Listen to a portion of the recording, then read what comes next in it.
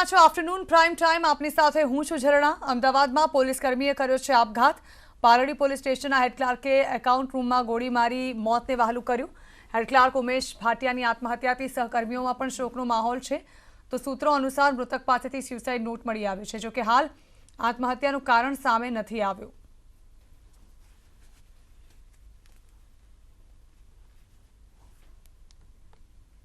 आज सुबह है और लगभग 9:30 बजे के आसपास है उन्होंने सुसाइड किया है और अभी तक कोई कारण हमें है वो जानने को नहीं मिला है। हमने एफएसएल की टीम को बुलाया है, तो एफएसएल की टीम ने जांच की है और उनकी बॉडी जो है वो हॉस्पिटल भेजा है। तो विभिन्न प्रकार से हम है वो जांच कर रहे हैं और पता लगा रहे हैं कि क्या कारण है वो हो सकता है।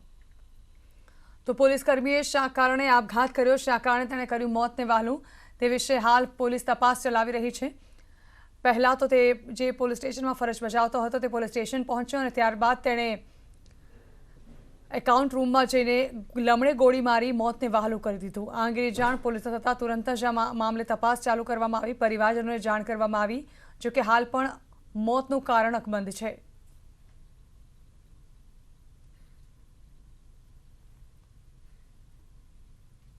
તો સવારે 9:45 કલાકની આસપાસ આ પોલીસકર્મીએ મોતને વહાલું કર્યું, ત્યારે લમણે ગોળી મારીને આત્મહત્યા કરી લીધી। હાલ આ બાબતે તપાસ કરવામાં આવી રહી છે। અમદાવાદના પાલડી પોલીસ સ્ટેશનની અંદર હેડ કોન્સ્ટેબલે આજે આત્મહત્યા કરેલી ને આત્મહત્યા મામલે હવે તેમનો પરિવાર જે છે તે હત્યાનો ગુનો નોંધાય તે માટેની માંગ કરી રહેલું છે ને જ્યાં સુધી ગુનો નહીં નોંધાય ત્યાં સુધી તે છે ડેડ બોડી નહીં સ્વીકાર। પરિવાર સાથે જ વાત કરીએ, ખાસ કરીને કઈ રીતે આ બનાવ બનેલો અને શું લાગે છે તમને? આમાં બનાવ બાબતો મને તો કોઈ આ લોકો માહિતી આપતા જ પોલીસ નહીં, પાલડી પોલીસને મને કોઈ માહિતી આપતા નથી। શું માગણી શું છે તમારી અને પરિવારની? એના માથાની અંદર ગોળી મારી છે એટલે મારી પહેલા ફરિયાદ લઈ લે, 302 દાખલ કરે। તમે હત્યાનો ગુનો નોંધાવડાવવા માંગો છો? હું પહેલા ફરિયાદ પોલીસને દાખલ કરે અને પછી આગળની કાર્યવાહી કરે। જો ફરિયાદ પોલીસ નહીં લે તો શું તમે હવે આગળની કાર્યવાહી કરશો? આગળની સીસીટીવી કેમેરા આધારે તપાસ થવી જોઈએ। એને કદાચ એને કોઈ માર્યું, કોઈને બોલાચાલી બધું ત્યાં છે એની અંદર, બરાબર, એ આધારે તપાસ થઈ। આજે બધું એની જોડે એને એ જે નોકરી વેચતો એની જોડે કોઈ કર્મચારી જે નજીક ના હોય એટલે એના પૂછપરછ થવી જોઈએ। છેલ્લે ક્યારે કેટલા વાગે વાત એમની જોડે થઈ હતી ને ત્યારે તેમની મનોસ્થિતિ કેવી હતી? સવારે ચા પાણી સવારે 7:30 ચા પાણી કર્યા અને પછી એ નહીં ધોઈને એની પર નોકરી પર ગયો છે। બીજી અમારે કોઈ બીજી વાત નથી એની જોડે। તો હવે ડેડ બોડી ક્યાં સુધીમાં સ્વીકારી લેશો? અંતિમ સંસ્કાર ક્યારે થશે? મને મારી પહેલાં ફરિયાદ લઈ લે, બરાબર, પછી પીએમ લઈ જાય। બિલકુલ, જ્યાં સુધી તેમની ફરિયાદ નહીં લેવામાં આવે અને જે હત્યાનો ગુનો છે તે નહીં નોંધવામાં આવે ત્યાં સુધી પરિવાર છે તે ડેડ બોડી લેવાનો ઇનકાર કરી રહ્યો છે। કેમેરામેન અમિત શર્મા સાથે મયુર માકડિયા, ન્યૂઝ 18 ગુજરાતી, અમદાવાદ। તો હાલ તો પરિવારમાં ઘેરા શોકની લાગણી પ્રવર્તી રહી છે। પરિવાર જે છે તે રોકકળ મચાવી રહ્યો છે। તેમનું કહેવું છે કે જ્યાં સુધી આ અંગે ફરિયાદ નહીં લે ત્યાં પોલીસ, ત્યાં સુધી તેઓ મૃતદેહ પણ નહીં સ્વીકારે। એકાએક શા કારણે આ રીતે પોતાના લમણે ગોળી મારીને આ પોલીસકર્મીએ આત્મહત્યા કરવી પડી તે પણ હાલ સવાલોના ઘેરામાં છે। ગુનો નોંધાય તે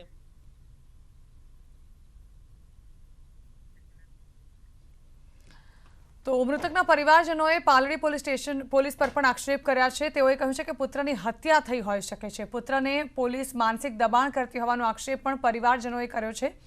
302 હેઠળ ફરિયાદ લેવા માટે પિતાએ માંગ કરી છે અને ન્યાય ન મળે ત્યાં સુધી મૃતદેહ સ્વીકારવાની પણ તેઓ ઇનકાર કર્યો છે। આ તરફ જ્યાં પુત્રના એકાએક મોતથી પરિવારમાં હાલ શોકમય વાતાવરણ છે।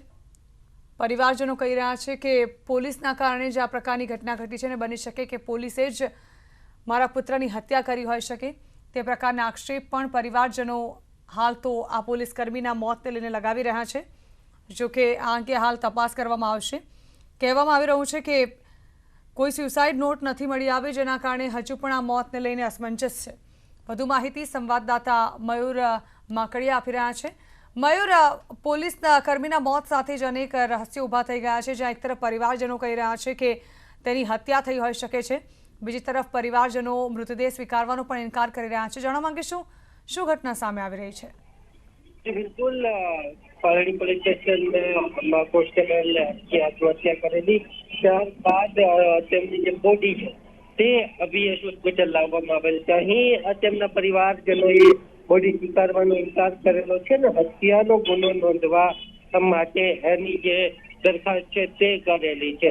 સમગ્ર મામલે હવે ડીસીપી ઝોન 7 પ્રેમસુખ ડેહલો આવી ગયેલા છે અને સમગ્ર મામલે હાલ પરિવારને પણ શાંત કરવાનો પ્રયાસ કરી રહેલા છે અને તપાસની અંદર પરિવાર સહયોગ આપે તે માટે પણ તેમની સાથે તેઓ વિનંતી કરી રહેલા છે.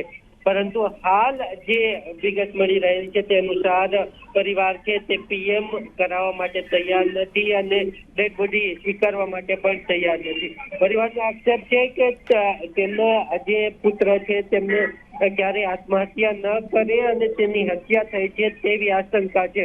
સીસીટીવી સહિત તમામ વસ્તુઓ તેમને જોવા દેવામાં આવે અને જે તપાસ છે તે યોગ્ય રીતે કરવામાં આવે તે પ્રકારની પરિવારની માંગ છે, ત્યારે તેઓ ડેડ બોડીનો સ્વીકાર કરશે. હાલ પરિવારજનો પણ અહીં આવી ગયેલા છે. ડીસીપી ઝોન 7 તેમના સ્ટાફ સાથે અહીં છે અને પરિવાર સાથે ચર્ચા કરી અને પરિવારને ડેડ બોડી સ્વીકારવા માટે હાલ બનાવવામાં આવી રહ્યા છે. મયુર, શા કારણે પરિવારજનો આ પ્રકારના આક્ષેપ કરી રહ્યા છે? શું પરિવારજનોને જે પોલીસ સ્ટેશનમાં કામ કરી રહ્યા હતા પોલીસકર્મી તે પોલીસના સ્ટાફથી કોઈ હેરાનગતિ થતી હોવાના કોઈ પુરાવા તેમની પાસે હોય કે આ અંગેની કોઈ કનડગત આ પહેલા જ પોલીસકર્મી જણાવી ચૂક્યા હોય તેવી કોઈ માહિતી પરિવારજનો પાસે છે? બિલકુલ, તમે જણાવી દો કે ઉમંગ પાર્ટી કરીને સિનિયર કોન્સ્ટેબલ છે અને છેલ્લા 5 વર્ષથી તેઓ પાલડી પોલીસ સ્ટેશનની અંદર ફરજ બજાવે છે. 2009ની તેમની ભરતી થયેલી છે અને કાઉન્સિલ ડિપાર્ટમેન્ટની અંદર તેઓ કામ કરતા હતા અને તેઓ જે છે પરિવારનું એવું કહેવું છે કે ખૂબ ખુશ મિજાજી તેઓ હતા અને કોઈ પણ પ્રકારનું તેમને ટેન્શન ન હતું. પરંતુ કયા કારણોસર આ પ્રકારની ઘટના બનેલી અને તે જ કારણોસર પરિવાર એનું કહેવું છે કે તેમની હત્યા થયેલી છે, આત્મહત્યા નહીં. જી બિલકુલ, તો જ્યાં સુધી ફરિયાદ નહીં લેવામાં આવે, જ્યાં સુધી એફઆઈઆર નહીં કરવામાં આવે ત્યાં સુધી મૃતદેહ સ્વીકારવાનો ઇનકાર પરિવારજનોએ કર્યો છે. આ તરફ પોલીસકર્મીઓ તરફથી આ મામલે કોઈ પ્રતિક્રિયા આપવામાં આવી ખરી? ડીસીપી ઝોન 7 પ્રેમસુખ ડેહલોએ આની મામલે નિવેદન આપેલું હતું ને સમગ્ર ઘટના છે તે અંગે હવે તપાસ હાથ ધરાયેલી છે તે અંગેનું પણ નિવેદન આપેલું છે. હાલ ડીસીપી ઝોન 7 એ બીએસ હોસ્પિટલ ખાતે આવી પહોંચેલા છે. પરિવારને પણ મનાવી રહેલા છે ને આગળની જે કાર્યવાહી છે જે તપાસ છે તેની અંદર સહયોગ આપવા માટે વિનંતી કરવામાં આવી રહી છે. જી બિલકુલ, આભાર મયુર.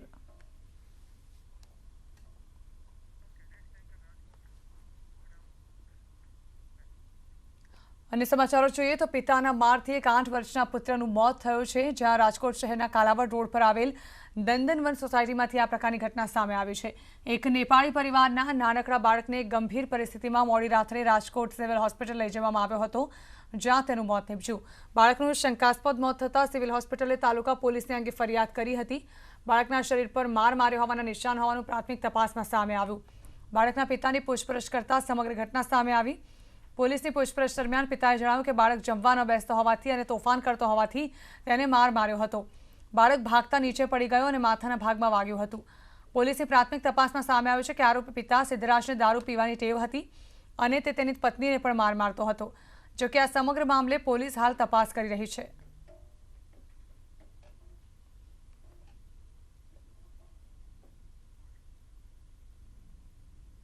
थोड़ा बोल के सुनता नहीं था बेटा, यही है, और तो वजह कुछ नहीं था.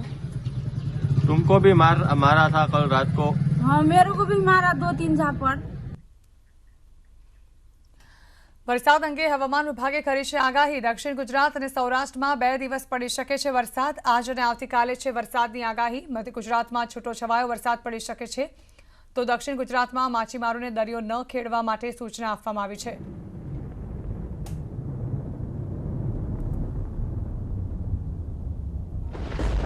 साउथ गुजरात एंड सौराष्ट्र में। साउथ गुजरात में काफ़ी सारे डिस्ट्रिक्ट को बारिश होने का संभावना है और हेवी रेन भी, आइसोलेटेड हेवी रेन जैसे बलसाड़, दामन, दादरा नगर हवेली, इवन डांग में भी बारिश होने का संभावना है, हेवी रेन। एंड सौराष्ट्र में जूनागढ़, गिर सोमनाथ में भी आइसोलेटेड हेवी रेन होने का संभावना है। लेकिन डे 3 ऑनवर्ड्स बारिश का मात्रा कम हो जाएगा। मोस्टली बारिश आइसोलेटेड प्लेसेस में रहेगी। ખેડા જિલ્લાના સંધાણા ગામને કોલેરાગ્રસ્ત જાહેર કરવામાં આવ્યું છે। કલેક્ટરના જાહેરનામા બાદ આરોગ્ય તંત્ર દોડતું થયું છે। સંધાણા ગામમાંથી કોલેરાનો એક કેસ સામે આવ્યો છે। સંધાણામાં આરોગ્ય કેન્દ્રની બહાર જ દૂષિત પાણી અને ગંદકી જોવા મળી, જેને લઈને સંધાણી ગ્રામ પંચાયતની પોલ ખુલી છે। એક કેસ સામે આવતા આરોગ્ય અધિકારી અને ડીડીઓ સંધાણા ગામ આવી પહોંચ્યા હતા। 14 દિવસ પહેલા જ નડિયાદ શહેરને કોલેરાગ્રસ્ત જાહેર કરવામાં આવ્યું હતું, તો હાલ આરોગ્ય વિભાગે સર્વેની કામગીરી હાથ ધરી છે। આરોગ્ય કેન્દ્રની બહાર હજુ પણ ગંદકીનું સામ્રાજ્ય છે। અધિકારીએ જણાવ્યું હતું કે દર્દીના પરિવારમાંથી કોઈને પણ કોલેરા નથી। અમે નોટિફિકેશન બહાર પાડી દીધું છે અને ગઈકાલથી અમારી 5 ટીમો હતી, આજે 10 ટીમો કરી છે। અડધા ગામનો સર્વે આજે પૂરો થયો છે અને આજ સાંજ સુધીમાં અમારો સંકલ્પ છે કે આખા ગામનો સર્વે થઈ જશે। પાટણ હેમચંદ્રાચાર્ય ઉત્તર ગુજરાત યુનિવર્સિટીની આજે અંતિમ ઓનલાઈન પરીક્ષા લેવાઈ। અંતિમ તબક્કાની 5 વિભાગની ઓનલાઈન પરીક્ષા છે, જેમાં LLB સેમેસ્ટર 6, LLB સેમેસ્ટર 4, જેનોલોજી semester 4, PG diploma yoga education semester 2, diploma યોગાની પરીક્ષા। તેટલું જ નહીં, જે વિદ્યાર્થીઓ ઓનલાઈન પરીક્ષાઓમાં નાપાસ થયા છે તે વિદ્યાર્થીઓ માટે પણ ઓફલાઈન MCQ બેઝડ પરીક્ષા લેવામાં આવશે, જેથી નાપાસ થયેલ વિદ્યાર્થીઓને વધુ એક તક મળી શકે। 19 ને કારણે તમામ પરીક્ષાઓ ઓનલાઈન પદ્ધતિથી લેવામાં આવેલ છે। આ પરીક્ષાઓનો આજે અંતિમ તબક્કો ઓનલાઈન પદ્ધતિથી ચાલુ થનાર છે। 100 કિલો સોનાની દાણચોરી કેસમાં તપાસનો ધમધમાટ ચલાવાઈ રહ્યો છે, ત્યારે 32 કરોડના 100 કિલો સોનાની દાણચોરી કરવામાં આવી હતી। કેસની તપાસને રેલો ગાંધીનગર સુધી પહોંચ્યો છે, તો ગાંધીનગર સ્થિત ફેક્ટરીમાં DRIની ટીમની તપાસ। અમદાવાદ ઇન્ટરનેશનલ સ્કૂલના માલિકની આ ફેક્ટરી છે। સ્કૂલ માલિક ગોરસી પારેખની આ ફેક્ટરી છે। આરકોમ ઇન્ડિયા લિમિટેડ કંપનીમાં DRIની તપાસ કરવામાં આવી રહી છે। મુંબઈની પારેખ ઇન્ડસ્ટ્રીઝમાં પણ દરોડા પડાયા। દુબઈથી મુંબઈ આયાત થયું હતું 100 કિલો સોનું। અગાઉ પણ DRIએ 32 કરોડનું સોનું જપ્ત કર્યું હતું। દાણચોરી કેસમાં અત્યાર સુધી 2 લોકોની ધરપકડ પણ થઈ ચૂકી છે।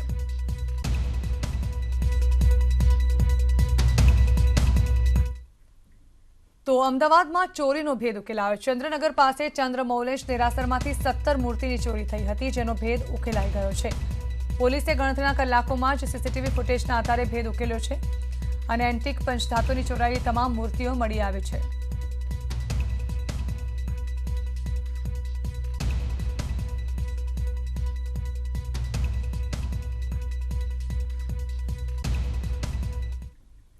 ત્રણ મહિના બાદ અલ્પેશ કથિરિયાની જેલમાંથી થઈ મુક્તિ।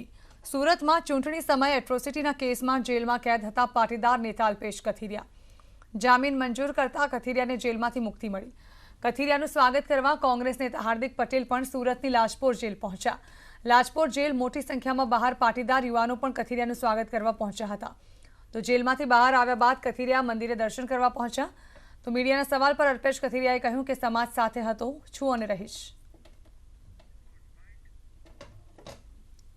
અલ્પેશ અમારા આંદોલનનો સાથી છે, અમારા આંદોલનનો કન્વીનર છે અને સ્વાભાવિક રીતે એ 3-4 મહિનાથી જેલમાં હતા, તો આજે એને જામીન મળ્યા છે। તો એનો ઉત્સાહભેર સ્વાગત માટે, એનો ઉત્સાહ વધારવા માટે હું આજે સુરત લાજપોર સેન્ટ્રલ જેલે આવ્યો છું। અલ્પેશની રાહ જોવાઈ રહી હતી, કારણ કે કોંગ્રેસ દાવો કરે છે કે અલ્પેશ અમારી જોડે છે, આપ પાર્ટી દાવો કરે છે કે અલ્પેશભાઈ અમારી સાથે છે અને બજારમાં વાત ચાલે છે કે 22 તારીખ સુધીમાં અલ્પેશ ભાજપમાં જોડાય એવી શક્યતાઓ છે। સાચું શું? અલ્પેશ સમાજ સાથે છે, સમાજ સાથે હતો અને સમાજ સાથે રહે। વલસાડ સિવિલ હોસ્પિટલમાં ચાલતી GMERS હોસ્પિટલના ઇન્ટર્ન ડોક્ટર્સ આજથી હડતાળ પર ઉતર્યા છે। કોરોના કાળમાં કોવિડ દર્દીઓની સારવારમાં કરતા ઇન્ટર્ન ડોક્ટર્સને સ્ટાઇપેન્ડ અને રોકડ રકમની સરકાર દ્વારા જાહેરાત કરવામાં આવી હતી, જો કે ડોક્ટર્સને હજી સુધી સરકારની આ જાહેરાતનો લાભ નથી મળ્યો। આ પહેલા પણ ડોક્ટર્સે સરકાર સમક્ષ રજૂઆત કરી હતી, પરંતુ માંગ નહીં સંતોષાતા આજથી વલસાડ સિવિલ હોસ્પિટલના 150થી વધુ ઇન્ટર્ન તબીબો હડતાળ પર ઉતરી ગયા છે, જેને કારણે હોસ્પિટલમાં આવતા દર્દીઓ સારવાર માટે હાલાકીનો સામનો કરી રહ્યા છે। ઉપરાંત જ્યાં સુધી માંગ પૂરી ન થાય ત્યાં સુધી હડતાળ ચાલુ રાખવાનું ઇન્ટર્ન તબીબોએ જણાવ્યું હતું।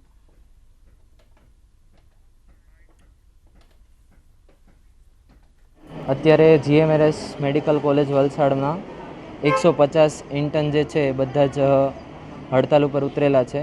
આનું મેઇન કારણ છે કે જ્યારે કોવિડ પીક હતો ત્યારે નીતિનભાઈ પટેલે એવું કીધેલું કે 5,000 રૂપિયા કોવિડ પ્રોત્સાહન પર મંથ 3 મહિના માટે ફાળવવામાં આવશે, પરંતુ એ હજી સુધી ફાળવવામાં આવ્યું નથી.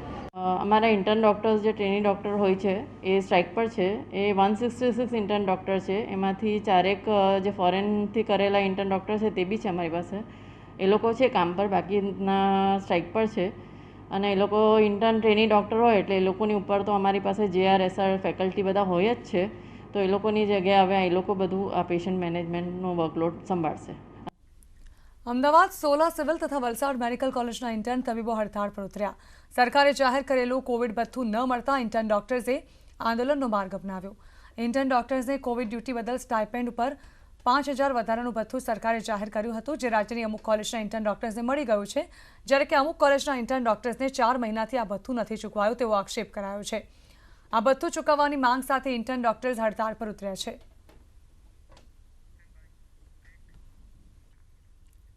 ब्रेक बाद सीधा जी वाराणसी के जहां प्रधानमंत्री मोदी संबोधन कर रहे हैं.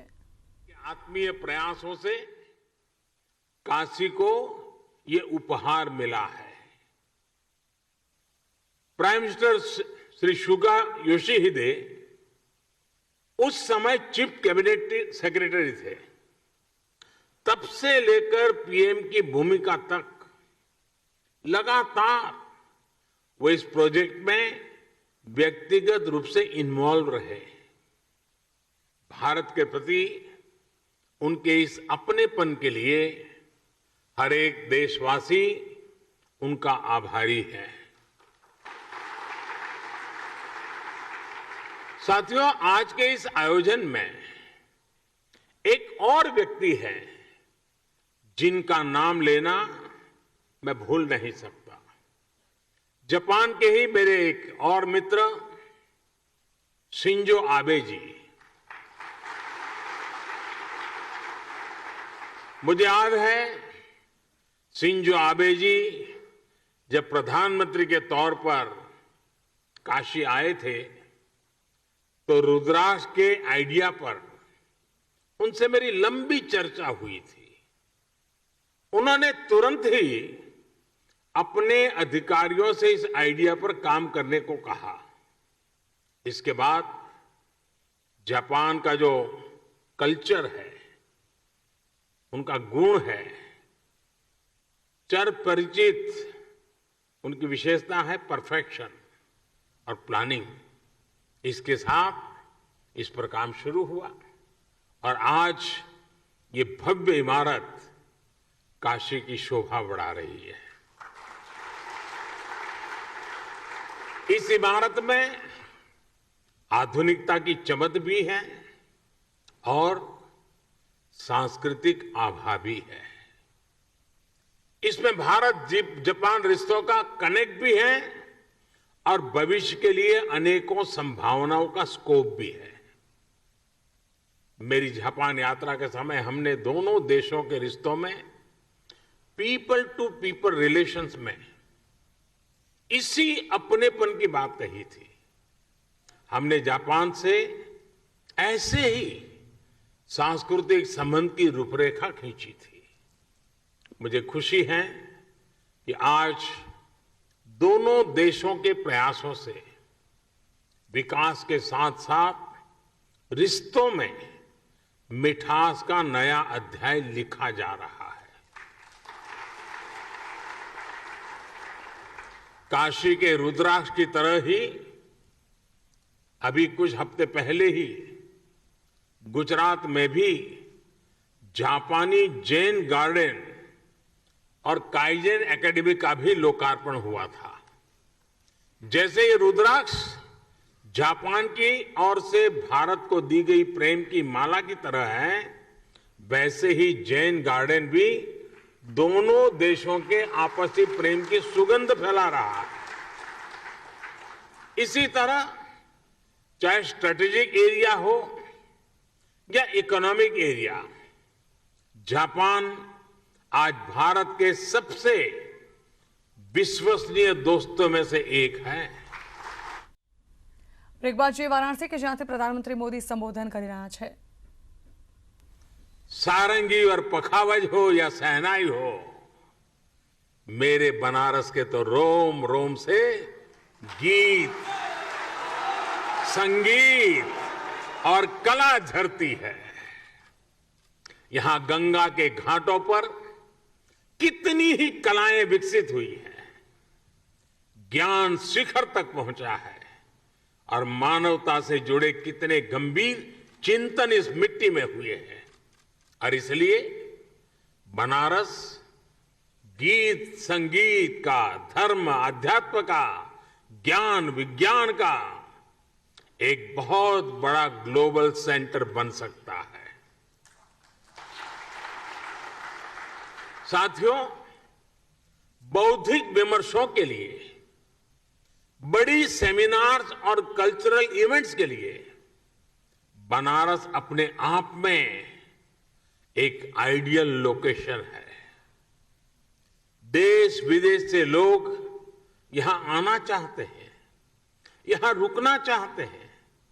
ऐसे में अगर यहां इसी तरह की इवेंट्स के लिए सुविधा मिलेगी, इंफ्रास्ट्रक्चर होगा, तो स्वाभाविक है बड़ी संख्या में कला जगत के लोग बनारस को प्राथमिकता देंगे। रुद्राक्ष इन्हीं संभावनाओं को आने वाले दिनों में साकार करेगा। देश विदेश से कल्चरल एक्सचेंज का एक सेंटर बनेगा। उदाहरण के तौर पर बनारस में जो कवि सम्मेलन होते हैं, उनके फैन पूरे देश में और दुनिया में हैं। आने वाले समय में इन कवि सम्मेलनों को वैश्विक प्रारूप में इस सेंटर में आयोजित किया जा सकता है।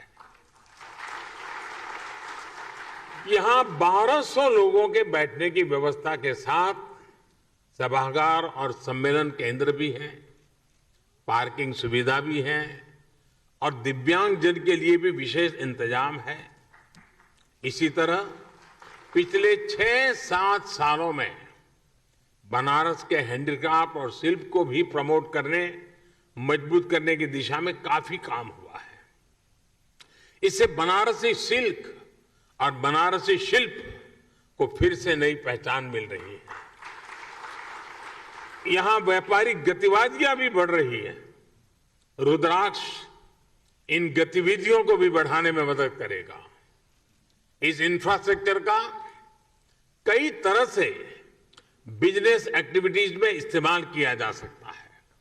साथियों, भगवान विश्वनाथ ने तो खुद ही कहा है, सर्व क्षेत्रेषु भूपुष्ठे काशी क्षेत्रम चमे वपुः, अर्थात काशी का तो पूरा क्षेत्र ही मेरा स्वरूप है। काशी तो साक्षात शिव ही है। अब जब पिछले 7 सालों में इतनी सारी विकास परियोजनाओं से काशी का श्रृंगार हो रहा है, तो ये श्रृंगार बिना रुद्राक्ष को कैसे पूरा हो सकता था। अब जब ये रुद्राक्ष काशी ने धारण कर लिया है, तो काशी का विकास और ज्यादा चमकेगा और ज्यादा काशी की शोभा बढ़ेगी। अब ये काशी वासियों की जिम्मेदारी है। मैं आप सबसे विशेष आग्रह भी करता हूं कि रुद्राक्ष की शक्ति का पूरा उपयोग आपको करना है। काशी के सांस्कृतिक सौंदर्य को, काशी की प्रतिभाओं को इस सेंटर से जोड़ना है। आप जब इस दिशा में काम करेंगे, तो आप काशी के साथ पूरे देश को और दुनिया को भी जोड़ेंगे। जैसे जैसे ये सेंटर सक्रिय होगा, इसके जरिए भारत जापान के रिश्तों में, उस रिश्तों को भी दुनिया में एक नई पहचान मिलेगी। मुझे पूरा विश्वास है, महादेव के आशीर्वाद से आने वाले दिनों में ये सेंटर काशी की एक नई पहचान बनेगा। काशी के विकास को नई गति देगा। इन्हीं शुभकामनाओं के साथ मैं अपनी बात को समाप्त करता हूं। मैं फिर एक बार जापान सरकार का, जापान के प्रधानमंत्री जी का विशेष रूप से आभार व्यक्त करता हूं और बाबा को यही प्रार्थना करता हूं, आप सबको स्वस्थ रखें, खुश रखें, सजग रखें और कोरोना के सारे प्रोटोकॉल का पालन करने की आदत बनाए रखें। आप सबका बहुत बहुत धन्यवाद। हर हर महादेव। धन्यवाद।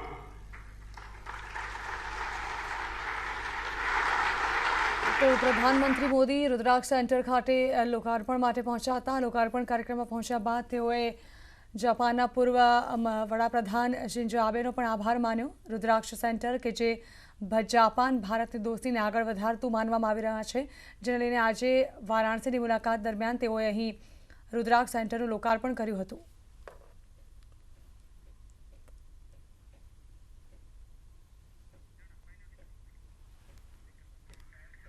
तो आ था अत्यार सुधीना तमाम खास समाचार। વધુ સમાચાર માટે આપ જોતા રહો ન્યૂઝ 18 ગુજરાતી।